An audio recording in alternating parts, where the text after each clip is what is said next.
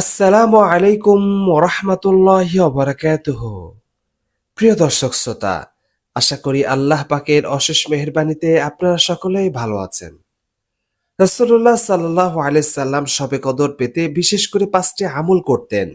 1 নম্বর, সারা রাত জেগে ইবাদত। নবীজি সাল্লাল্লাহু আলাইহি সাল্লাম শবে কদরের রাতে সারা রাত জেগে ইবাদত বন্দেগী করতেন।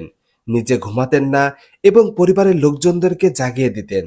হাদিসে পাকে বর্ণিত আছে, হযরত আয়েশা রাদিয়াল্লাহু তাআলা আনহা বলেন, রমজানের শেষ দশক যখন আসতো তখন নবীজি সাল্লাল্লাহু আলাইহি সাল্লাম সারা রাত জেগে ইবাদত বন্দেগী করতেন। নিজ পরিবারকে জাগাতেন, ইবাদতে খুবই চেষ্টা করতেন এবং এর জন্য তিনি কোমর বেঁধে নিতেন। 2 নম্বর, এতেকাফ করা।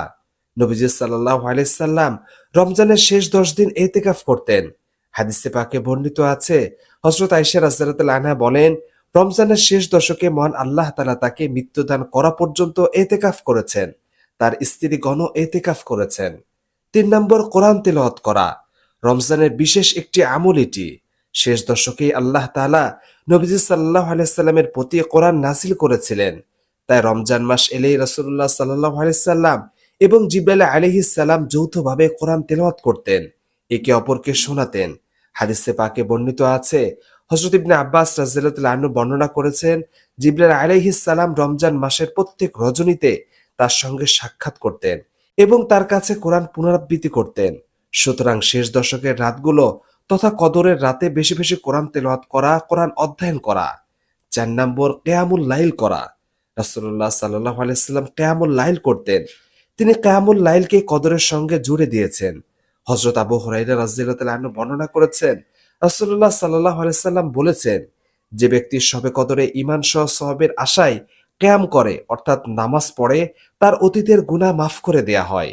রাসূলুল্লাহ সাল্লাল্লাহু আলাইহি সাল্লাম কিয়ামুল লাইলকে কদরের রাতের সঙ্গে বিশেষভাবে সম্পর্ক যুক্ত করে দিয়েছেন।